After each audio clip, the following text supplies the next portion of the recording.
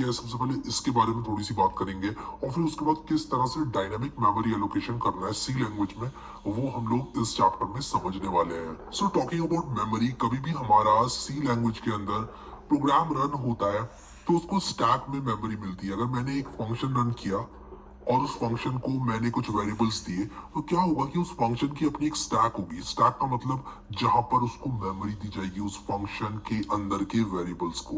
अब यहाँ पर मैं एक और सेगमेंट ऑफ मेमोरी से कुछ मेमोरी रिक्वेस्ट कर सकता हूँ और उसको बोलते हैं हीप। ठीक है, और अब ये हीप क्या है? हीप को बोलते हैं डायनामिक मेमोरी। अब स्टैक और हीप में डिफरेंस ये है कि जो स्टैक है वो फंक्शन रिटर्न होने पर डिस्ट्रॉय हो जाती है, लेकिन जो हीप का एरिया है वो शेयर किया जाता है पूरी सारी डायनामिक लाइब्रेरीज के द्वारा, सब कुछ पूरा जो एंटायर प्रोग्राम है उसके द्वारा, और वो मेमोरी जो होती है डायनामिकली एलोकेट की जा सकती है। अब इसका मतलब क्या हुआ, मैं यहाँ पर आप लोगों को बताता हूँ कि क्यों चाहिए डायनामिक मेमोरी।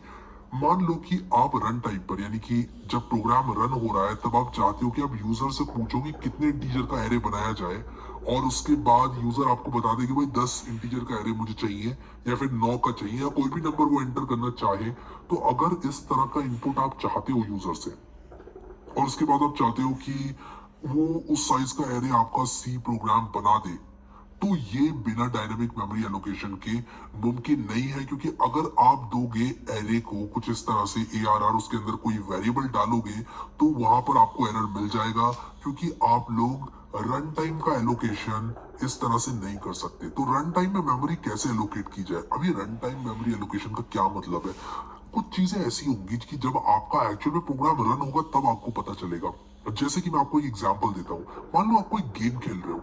अब आपके गेम चलाने से पहले कैसे पता चलेगा जिसने भी गेम बनाया उसको कि आप यूज करोगे 10 गोलियां या नहीं करोगे, या फिर एक नई AK-47 बंदूक है वो आप यूज करोगे या नहीं करोगे, उस बंदे को क्या मालूम। तो उसको रन टाइम में कुछ डिसीजंस लेने पड़ेंगे, यानी कि अगर आपने वो बंदूक रिक्वेस्ट करी तब उसको कुछ सर्टेन टास्क कराने पड़ेंगे, कुछ मेमोरी लानी पड़ेगी और उसको यूज करना पड़ेगा, कुछ एरेज बनाने पड़ेंगे।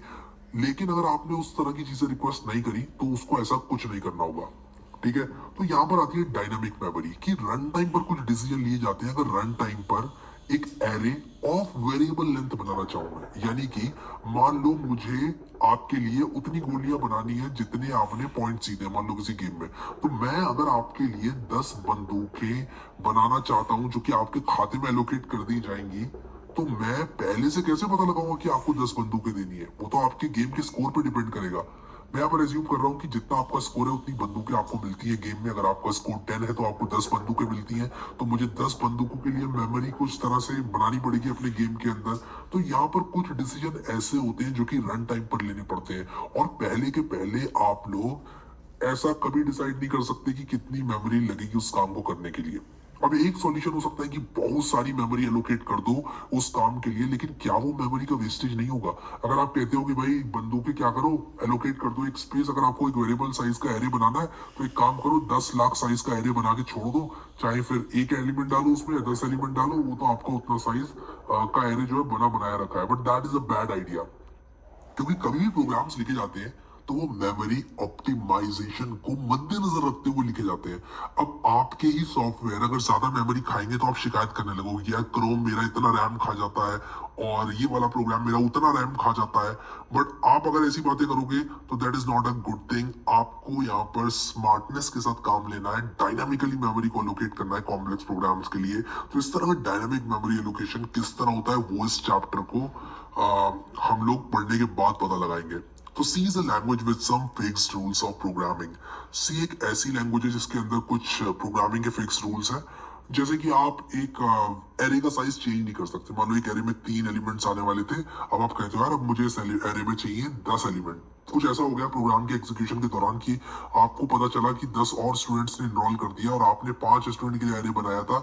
अब आप चाहते हो कि इस 5 स्टूडेंट के लिए जो एरे आपने बनाया था वो 10 स्टूडेंट के लिए एरे बन जाए। तो अगर आप कुछ ऐसा करना चाहते हो तो यहाँ पर आप नहीं कर सकते बिना डायनामिक मेमोरी एलोकेशन के। तो डायनामिक मेमोरी एलोकेशन की मदद से ये सब किस तरह करना है और डायनामिकली मेमोरी कैसे एलोकेट करना है वो अब हम यहाँ पर देखेंगे। लेकिन डायनामिक मेमोरी एलोकेशन क्यों करते हैं? ताकि रन टाइम पर मेमोरी को फ्री किया जा सके और बनाया जा सके, फिर फ्री किया जा सके, फिर रिजर्व किया जा सके।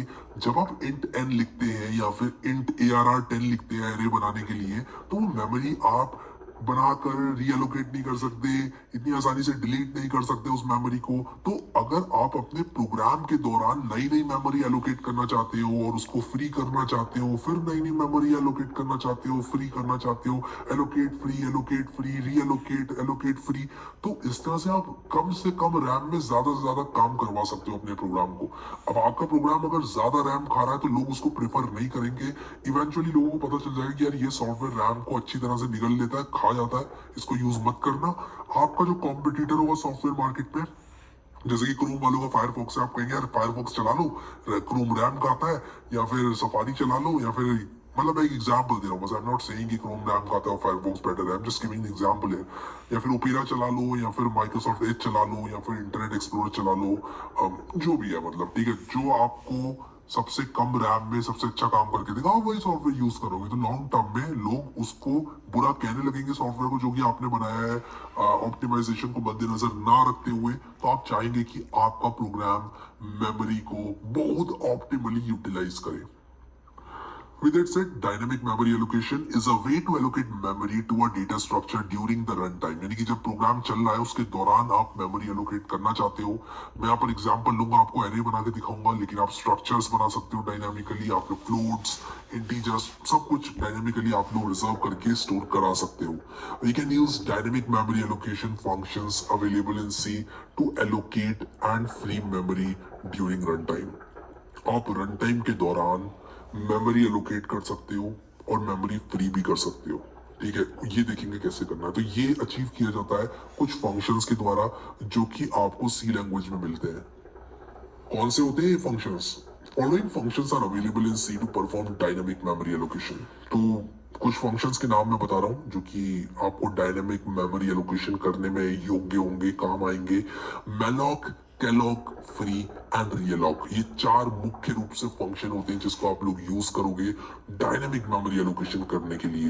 इन चारों फंक्शनों को एक एक करके देखेंगे और प्रोग्राम्स भी बनाएंगे ताकि अच्छे से समझ में आए कि मेलॉक, कैलॉक, रीअलॉक, फ्री क्या होता है। मेलॉक की बात करते हैं। Malloc stands for memory allocation. Malloc एक सबसे बेसिक फंक्शन होता है डायनामिक मेमोरी एलोकेशन कराने के लिए और arguably the most used function. कभी भी आप पढ़ेंगे डायनामिक मेमोरी एलोकेशन के बारे में तो आपको ये मेलॉक फंक्शन के बारे में जरूर बताया जाएगा और पहला एग्जांपल जो आपको दिया जाएगा वो मेलॉक के द्वारा ही दिया जाएगा। तो चलो इसको देखते हैं क्या है ये मेलॉक मेमोरी एलोकेशन। तो मेमोरी एलोकेशन एक फंक्शन है, मेलॉक एक फंक्शन है जो कि लेता है कुछ बाइट्स, इसको इनपुट आप दे सकते हो कुछ बाइट्स, और ये क्या करेगा, ये आपको आपके लिए एलोकेट कर देगा वो मेमोरी हीप में, यानी कि डायनामिकली मेमोरी एलोकेट कर देगा आपके एक ऐसे सेगमेंट में मेमोरी के जहां पर आप लोग मेमोरी यूज कर सकते हो। वहां पर उस सेगमेंट में मेमोरी एलोकेट करने के बाद उसका पॉइंटर आपको दे देगा। अब आपको ये क्या कह दिया मैंने, तो आप पढ़ते हैं इसके बारे में सबसे पहले कि malloc stands for memory allocation. It takes number of bytes to be allocated as an input and returns a pointer of type void। अब ये समझना थोड़ा जरूरी है और मैं आ जाऊंगा डायरेक्टली अभी प्रोग्राम में, क्योंकि मेरे हिसाब से इसको बिना प्रोग्राम के समझाना मुश्किल हो जाएगा। तो मैं यहाँ पर एक पहला प्रोग्राम बनाऊंगा और इसका नाम मैं देने वाला हूँ malloc.c। ठीक है, और यहाँ पर malloc.c में मैं बॉयलर प्लेट कोड डाल दूंगा और यहाँ पर मैं क्या करूंगा, मैं यहाँ पर आप लोगों को दिखाता हूँ किस तरह से डायनामिकली आप मेमोरी एलोकेट कर सकते हो। तो मैं एक काम करता हूँ, मैं एक int स्टार ptr बनाता हूँ। मैंने एक इंटीजर पॉइंटर बनाया है, कोई ज्यादा बड़ा काम अभी तक नहीं किया है। अब मैं क्या करूंगा, मैं कहूंगा ptr is equal to malloc, ठीक है, और यहाँ पर मैं लिखूंगा 4 इंटू साइज ऑफ इंट कितना होता है, 4 होता है। ठीक है, साइज ऑफ इंट 4 होता है, तो 4 मल्टीप्लाई बाय 4, या फिर अगर मुझे 5 या 6 इंटीजर्स चाहिए तो मैं यहाँ पर 6 कर दूंगा। तो 6 मल्टीप्लाई बाय 4 होता है 24, और यहाँ पर 6 मल्टीप्लाई बाय 4 मतलब 6 इंटीजर्स। मैं 6 इंटीजर्स के लिए यहाँ पर जगह को जो है वो एलोकेट कर रहा हूँ। अब यहाँ पर आप लोग एक प्रॉब्लम समझो कि अगर मैं ऐसे एलोकेट करूं मेमोरी को तो क्या कोई प्रॉब्लम है इसमें? इसमें कोई प्रॉब्लम नहीं है, क्योंकि मेलॉक लेता है कितने बाइट्स आपको एलोकेट करने हैं डायनामिक मेमोरी में और आपको पॉइंटर दे देता है उस मेमोरी से पॉइंट करता हुआ। लेकिन क्या ये ऑप्टिमल तरीका है ऐसा करने का, डायनामिकली मेमोरी को एलोकेट करने का? तो जवाब है नहीं, क्योंकि हो सकता है किसी और आर्किटेक्चर में यहाँ पर जो इंट का साइज है वो कुछ और हो। मैंने यहाँ पर हार्ड कोड कर दिया इंट के साइज को। मैंने मान लिया पहले से ही कि इंट लेता है 4 बाइट, लेकिन हो सकता है ये प्रोग्राम कहीं और किसी और आर्किटेक्चर में चलाया जाए और वहां पर इंट लेता है वो 2 बाइट, तो यहाँ पर प्रॉब्लम हो जाएगी। इसलिए मैं क्या करूंगा, यहाँ पर साइज ऑफ ऑपरेटर का इस्तेमाल करूंगा। और साइज ऑफ ऑपरेटर क्या करता है, साइज ऑफ इंट लिखने के बाद मुझे मिल जाता है इस आर्किटेक्चर में इंट का साइज। यानी कि यहाँ पर क्या मिलेगा मुझे, यहाँ पर मिलने वाला है मुझे 4। मेरे आर्किटेक्चर में इनका जो साइज है वो 4 है, तो मुझे इसकी जगह 4 मिल जाएगा। तो मैं ऐसे इसलिए लिख रहा हूं इसको ताकि किसी और पीसी में या किसी और आर्किटेक्चर में मैं जाऊं जहां पर हो सकता है इंट 2 बाइट का हो, या फिर आगे जाके टेक्नोलॉजी एडवांस हो जाए और इंटीजर को कुछ और तरह से किसी और नंबर ऑफ बाइट्स में स्टोर करने लग जाए, तो ये प्रोग्राम तब भी चले। ठीक है, इसलिए साइज ऑफ इंट यूज करते हैं। अगर मैं यहाँ पर कुछ ऐसा करूं, मैं यहाँ पर इसको भूल जाओ, अभी पीटीआर छोड़ो, मैं सिर्फ यहाँ पर ये करूं, the size of int on my PC is %d, और यहाँ पर मैं लिखूंगा बैकस्लैश n, और यहाँ पर मैं लिख दूंगा साइज ऑफ इंट। मैं इस प्रोग्राम को अगर रन करूं तो ये देखो आप लोग, ये कह रहा है 4 है इंट का साइज। और यही काम आप कैर के लिए कर सकते हो, यही काम आप फ्लोट के लिए कर सकते हो, जैसे मैं फ्लोट के लिए करूं या कैर के लिए करूं। और हाँ, ऑब्वियसली मुझे यहाँ पर भी फ्लोट करना पड़ेगा, और ये %d रहेगा क्योंकि एक इंटीजर है, ये ओवरऑल एक इंटीजर है। कितने number of bytes is an integer. ठीक है, तो यहाँ पर मैं इसको Ctrl+V करता हूँ और इसको रन करता हूँ, और यहाँ पर देखो कह रहा है कैर आपकी पीसी पे 1 बाइट का है, और बिट नहीं बाइट, 1 बाइट में 8 बिट होती हैं। ठीक है, तो the size of float on my PC is 4, int का भी 4 दिखा रहा है। ठीक है, तो यहाँ पर ये बस मैं आपको साइज ऑफ के बारे में, साइज ऑफ ऑपरेटर इन सी, ठीक है, ये सिर्फ साइज ऑफ ऑपरेटर के बारे में मैंने बताने के लिए आप लोगों को लिखा था ये program. Back to dynamic memory allocation, ये मैंने सिर्फ वैसे ही आपको साइज ऑफ का ओवरव्यू देने के लिए लिखा है। अब यहाँ पर डायनेमिक मेमोरी एलोकेशन में आ जाते हैं। अब पीटीआर एक इंटीजर टाइप का पॉइंटर है। ठीक है, पीटीआर क्या है, इंटीजर टाइप का पॉइंटर है। तो क्या होगा कि अगर आप इसको ptr is equal to malloc करोगे, ठीक है, तो क्या होगा, प्रॉब्लम सबसे बड़ी एक ये आएगी कि जो मैलॉक रिटर्न करता है वो एक वॉइड पॉइंटर रिटर्न करता है। ठीक है, क्या रिटर्न करता है, वॉइड पॉइंटर रिटर्न करता है। तो आपको इस पॉइंटर को टाइपकास्ट करना पड़ेगा।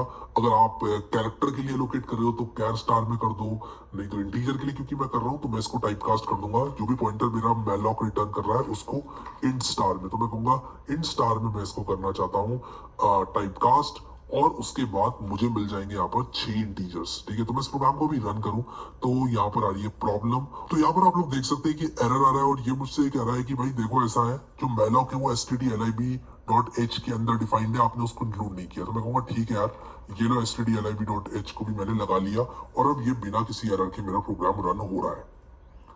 तो malloc stands for memory allocation, number of bytes लेगा जो कि आप एलोकेट करना चाहते हैं, और रिटर्न करेगा वॉइड पॉइंटर जिसको आपको टाइपकास्ट कराना पड़ेगा। तो क्योंकि मैं यहाँ पर इंटीजर एरे बनाना चाहता था, इसलिए मैंने पीटीआर को इंट स्टार से टाइपकास्ट किया, और यहाँ पर ये casting void pointer to int, तो मैंने इंटीजर पॉइंटर पे टाइपकास्ट कर दिया इस पूरी चीज को। और मैलॉक में यहाँ पर 30 multiply by size of int दिया। साइज ऑफ इंट का मतलब कि ये साइज रिटर्न करेगा आपके आर्किटेक्चर में इंटीजर का जितना भी है, और 30 जो लिखा है यहाँ पर, ये स्पेस फॉर 30 इंटीजर्स है।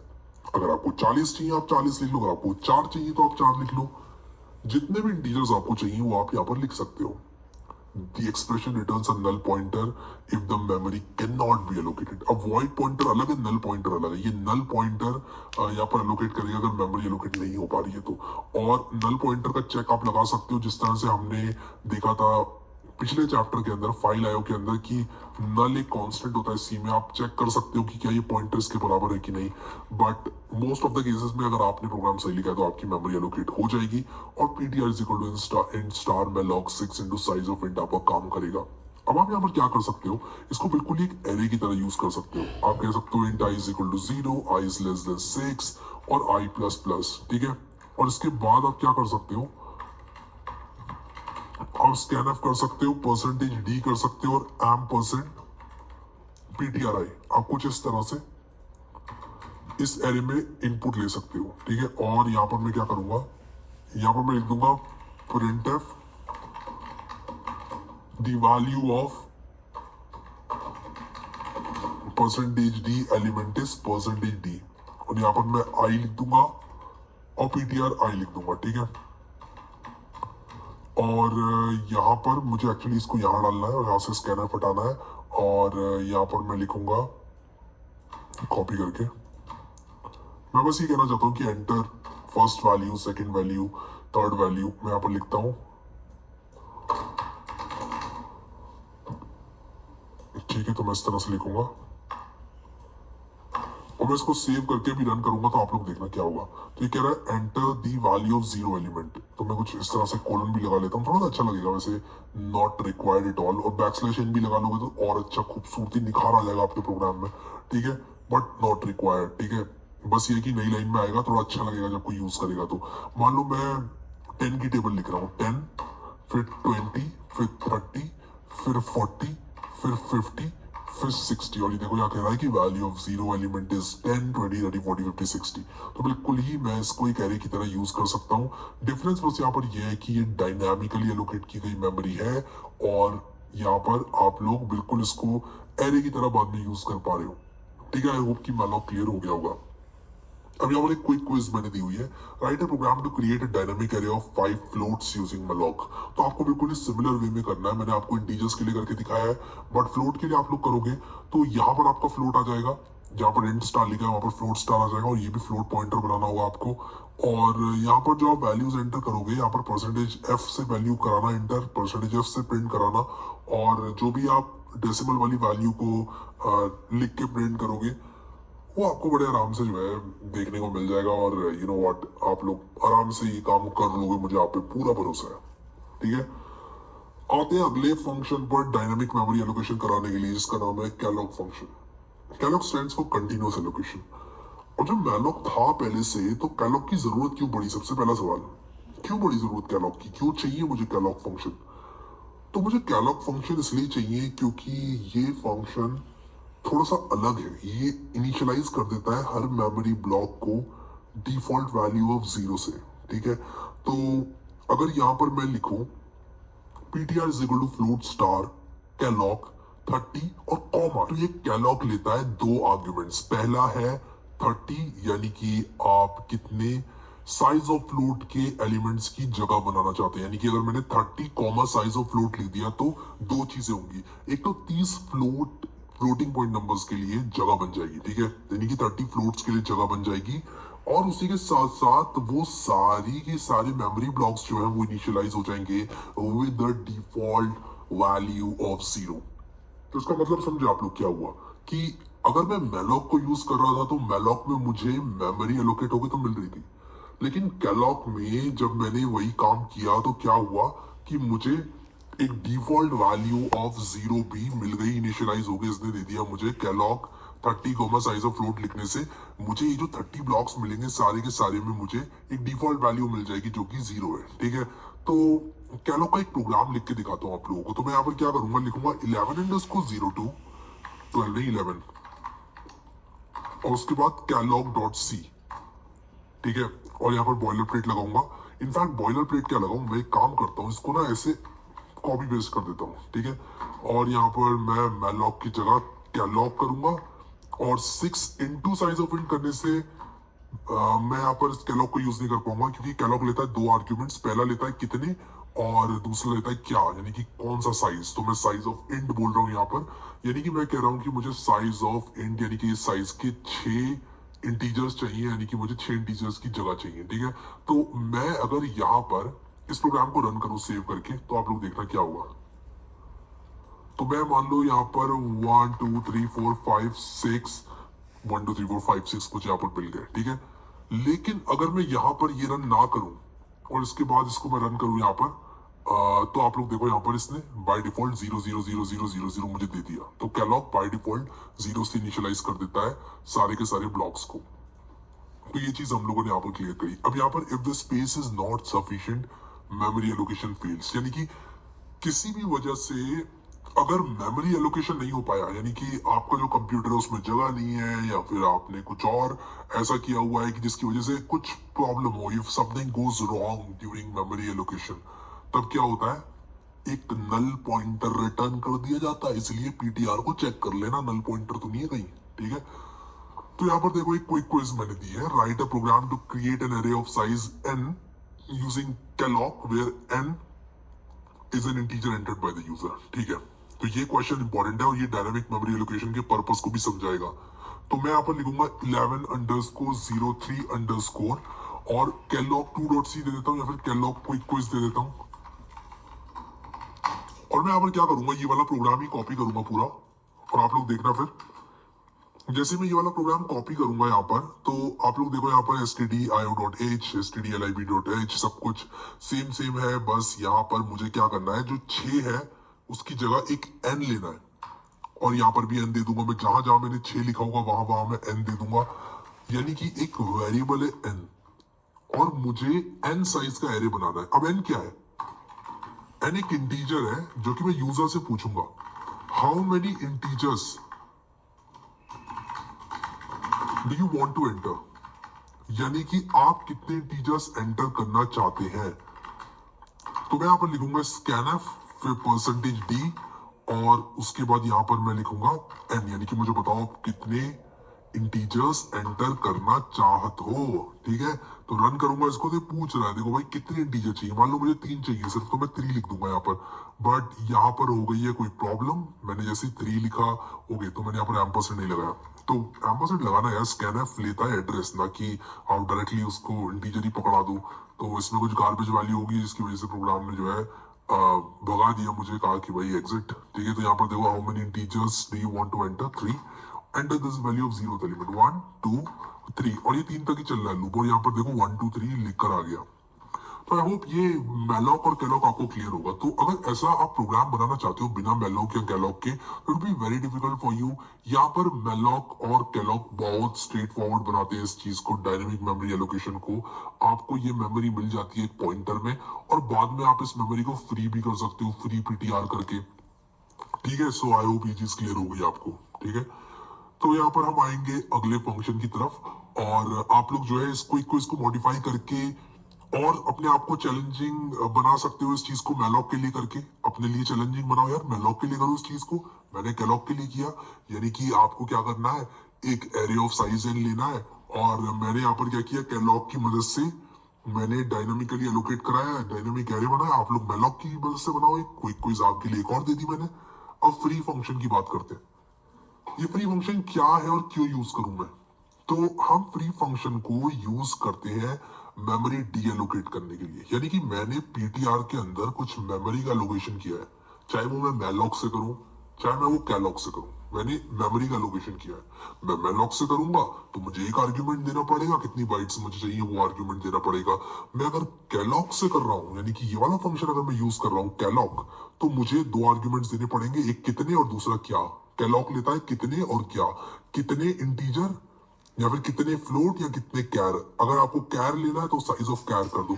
आप यहाँ पर 30,1 भी कर सकते थे साइज ऑफ कैर की जगह, लेकिन फिर वो दूसरे आर्किटेक्चरों में काम नहीं करेगा। मैं चाहता हूं कि ये प्रोग्राम अगर मैं उठाकर किसी ऐसे आर्किटेक्चर में लेकर जाऊं जहां पर जो फ्लोट है वो या फिर इंट है वो 2 बाइट का हो, या फिर किसी भी तरह से डिफरेंस आ जाए साइज ऑफ इंट में, साइज ऑफ फ्लोट में, साइज ऑफ कैर में, तो मैं नहीं चाहता कि मेरा प्रोग्राम दूसरे आर्किटेक्चर में किसी अलग बिहेवियर को दिखाए और यहाँ पर वो कुछ अलग तरीके से बिहेव कर रहा है। ऐसा मैं नहीं चाहता। मैं चाहता हूं कि मेरा प्रोग्राम चले यूनिफॉर्मली, इसलिए मैंने यहाँ पर साइज ऑफ फ्लोट लिखा है। अब एक बार आपने मेमोरी एलोकेट कर दी तो वो रह जाती है वहां पर और आपको उसको फ्री करना पड़ेगा अगर आप चाहते हैं कि आपका प्रोग्राम कम से कम मेमोरी यूज करे। समझ रहे हो? तो एक बार आपने एक एरे यूज कर लिया डायनामिकली एलोकेटेड, तो आप क्या करोगे, तो आप लोगों के लिए एक अच्छी प्रैक्टिस है कि आप उसने जो मेमोरी घेरी हुई थी उसको फ्री कर दो। ऐसा करने से क्या होगा कि आप एक बार उस मेमोरी को फ्री कर दोगे तो आप लोग उसी मेमोरी को फिर से यूज कर पाओगे अपने ही प्रोग्राम में, या फिर आपका जो यूजर है वो कम मेमोरी यूजेज एक्सपीरियंस करेगा और आपके प्रोग्राम से खुश होगा, सेटिस्फाइड होगा और आपके प्रोग्राम को इंडोर्स करेगा। जैसे कि गूगल क्रोम है, अगर गूगल क्रोम कम से कम रैम खाए, यानी कि मिनिमम पॉसिबल अच्छे यूजर एक्सपीरियंस को देते हुए, तो आप कहोगे कि यार गूगल क्रोम एक अच्छा ब्राउजर है, कम से कम रैम खाता है।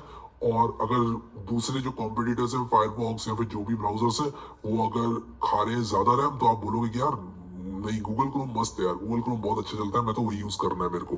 तो इस तरह से आप लोग क्या कर सकते हो कि गूगल क्रोम जैसा सॉफ्टवेयर जो है वो बना सकते हो। अगर आप लोग यूजर को खुश रखना चाहते हो तो मिनिमम रैम यूसेज करो। मेरा पॉइंट यहाँ पर ये है कहने का, गूगल क्रोम जैसा सॉफ्टवेयर भी बना सकते हो, but the point of this particular topic is कि आप लोग को फ्री करना चाहिए। अभी क्या है फ्री फंक्शन क्यों यूज करें? We can use free function to deallocate the memory, यानी कि आप लोग मेमोरी का डी एलोकेशन कर सकते हो। आप लोग मेमोरी को आपने एलोकेट किया था, अब आप उसको डी एलोकेट कर सकते हो। एक बार उसका काम खत्म हो गया तो आपने कुछ जगह ली थी, कुछ ऐसा समझ लो कि आपने एक मूवी शूट करनी है, ठीक है, एक शॉर्ट फिल्म शूट करनी है। आपने क्या किया, आपने कहा कि यार मुझे थिएटर में या फिर कहीं पे भी सेट्स जहाँ पर है वहां पर आपने कहा कि ये मुझे चाहिए। आपने वहां पे शूटिंग वगैरह कर ली, तो क्या आप उस जगह के पैसे देते रहोगे, उस जगह का किराया देते रहोगे, उसको घेर के रखोगे, या फिर उसको फ्री कर दोगे? आप ऑब्वियसली आप फ्री कर दोगे। कुछ ऐसा समझ लो कि आपको फंडिंग मिली हुई है आपके प्रोड्यूसर से, और आप लोग जो हो, आप चाहो तो उसको रह भी दे सकते हो, ऐसे कि ऐसे ही आप रहने दे सकते हो उसको। आपको अगर कोई सेट्स मूवी का सेट्स जो है अगर आपने जो है वो किया हुआ है, रेंट किया हुआ है इस तरह का, तो आप चाहोगे कि उसको आप फ्री कर दो एक टाइम के बाद, क्योंकि आप नहीं चाहते कि जो मूवी का सेट है वो आप घेर के बैठे रहो फॉर नो रीजन। आप चाहोगे कि आप फ्री कर दो ताकि आपके पैसे बचे, आप जो किराए दे रहे थे वो ना दो। तो आप अपने टास्क को सी लैंग्वेज में कंप्यूटेशनली इनएक्सपेंसिव, यानी कि कम से कम एक्सपेंसिव बनाना चाहोगे। आप नहीं चाहोगे कि आपका टास्क या फिर आपका जो मेमोरी कंजम्पशन है वो बहुत ज्यादा हो। तो इसलिए एक बार यूज हो जाता हूँ, फ्री कर देते हैं मेमोरी को। Memory located using calloc malloc is not D allocated automatically, याद रखना। ऑटोमेटिकली कभी डी एलोकेट नहीं होगी मेमोरी, वो आप लोगों को फ्री की मदद से करनी पड़ेगी डी एलोकेट। तो क्या है फ्री की मदद से कैसे डी एलोकेट करते हैं? बहुत ही सिंपल प्यारा सा सिंटेक्स है, सिंपल और प्यारा सा सिंटेक्स। फ्री पीटीआर, फ्री लिखा अंदर पीटीआर डाल दिया, तो मेमोरी जो होगी वो पीटीआर की रिलीज हो जाएगी। ठीक है, क्या होगा? पीटीआर की मेमोरी रिलीज हो जाएगी और वो जगह खाली कर दी जाएगी। अब उस जगह को कोई और यूज कर सकता है, तो आपका मेमोरी कंजम्पशन कम से कम रहेगा। ठीक है, write a program to demonstrate usage of free with malloc. अब आपको डेमोन्स्ट्रेट करना है usage of free with malloc. अब देखो इसमें मैं क्या करता हूँ, आप लोगों को करके दिखाता हूँ। तो मैं यहाँ पर क्या करूंगा, एक प्रोग्राम बनाऊंगा 11_04_ free demo.c। तो फ्री का जो डेमो है वो मैं देना चाहता हूँ, यानी कि फ्री फंक्शन का। तो आप देखो मैं कैसे दूंगा। मैं एक काम करता हूँ, सबसे पहले कैलॉक वाला प्रोग्राम ही कॉपी कर लेता हूँ या मेलॉक वाला कर लेता हूँ, बात बराबर है। मुझे डायनामिकली मेमोरी एलोकेट करनी है। मैं यहाँ पर करूंगा क्या कि ptr is equal to int star malloc 6 into size of int। ये मैं इस तरह से क्या करूंगा, मैं इसको डाल दूंगा लूप के अंदर। ठीक है, और मैं यहाँ पर क्या करूंगा कि इसको लूप को चला दूंगा 600 बार। ठीक है, और जैसे जैसे मैं यहाँ पर मान लो मैं ptr2 लिख देता हूँ, यहाँ पर एक ptr लिख देता हूँ, एक ptr2 लिख देता हूँ। मैं सिंपली आप लोग को डेमोन्स्ट्रेट करना चाहता हूँ यूजेज ऑफ फ्री फंक्शन। ठीक है, तो मैं यहाँ पर क्या कर रहा हूँ, मैंने ptr2 इज इक्वल टू लिखा, ptr इज इक्वल टू लिखा int star malloc। अब आप देख रहे हैं ptr2 से कोई मतलब नहीं है, मैं इसको यूज नहीं कर रहा हूँ।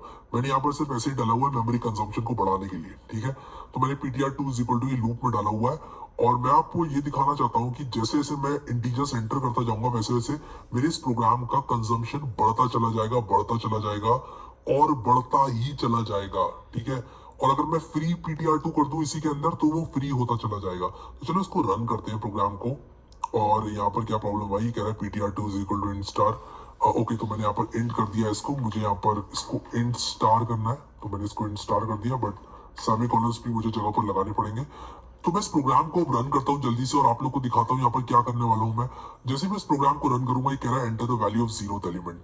लेकिन मजेदार बनाने के लिए आप लोगों के लिए मैं टास्क मैनेजर खोलूंगा अपना, और जो टास्क मैनेजर है वो यहाँ पर दिखा रही है वो सारे प्रोग्राम्स जो कि मैं चला रहा हूँ। आप लोग यहाँ पर देखो टास्क मैनेजर के अंदर मेरे क्या चल रहा है, मेरा विजुअल स्टूडियो कोड चल रहा है। देखो यहाँ पर कहाँ पर चल रहा है, ये देखो ये चल रहा है। तो यहाँ पर मैंने अपना साइड में टास्क मैनेजर खोला हुआ है, और यहाँ पर मैं क्या करूंगा, इस प्रोग्राम को रन करूंगा। और मैंने ये जो इंटीजर इसको थोड़ा कुछ ज्यादा ही बड़ा कर दिया है, मैंने इसको कर दिया है करीब 6 लाख कर दिया है if I am not wrong. Yes, मैंने 6 लाख किया है इसको। और जैसे से लूप चलता चला जाएगा वैसे ही मैं फालतू मेमोरी एलोकेट कराए जा रहा हूँ, कराए जा रहा हूँ और कराए ही जा रहा हूँ। तो यहाँ पर देखो जैसे जैसे मैं इंटीजर्स एंटर करूंगा, मेरा प्रोग्राम यहाँ पर कहाँ है, 11 वाला ये है। देखो आप इसके मेमोरी यूसेज पे नजर रखना, ठीक है। अभी 0.4 MB है और मैं यहाँ पर क्या कर रहा हूँ, इसको इस तरह से मेमोरी इसकी बढ़ाई जा रहा हूँ। तो देखो 0.5 MB हो गया। फिर मैं बार बार इंटीजर इसमें डाले जा रहा हूँ। तो देखो ये बढ़ता चला जा रहा है, बढ़ता चला जा रहा है और ऊपर को आता जा रहा है। देखो 0.6 हो गया अभी। और ये देखो ऊपर क्लाइम कर रहा है, इसका मेमोरी यूसेज 0.7 हो गया। देखो इसका मेमोरी यूसेज बढ़ता जा रहा है, बढ़ता जा रहा है। और ये देखो ये ऊपर को आता जा रहा है, देख रहे हो आप लोग। तो ये मैं इसका मेमोरी यूसेज आपको दिखा रहा हूँ। अगर मैं इसमें Ctrl+C अभी कर दूं, और अभी तो मैंने बंद कर दिया इस प्रोग्राम को।